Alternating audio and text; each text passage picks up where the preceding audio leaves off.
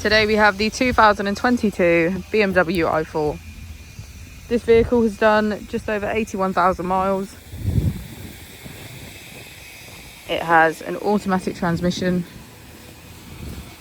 and a fully electric motor.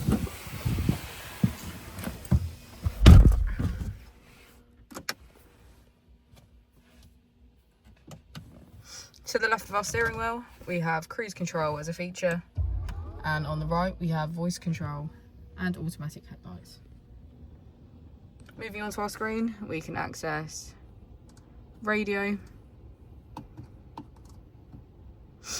BMW ID, personal assistant, Apple and Android CarPlay, navigation and charging, and live vehicle. If we put the vehicle into reverse, we can see that it comes with a parking camera with front and rear parking sensors. If we press our mode button, we can switch between Sport, Comfort and Eco Pro. As we go into the back of the vehicle, we can see that all of our seats have a black leather trim.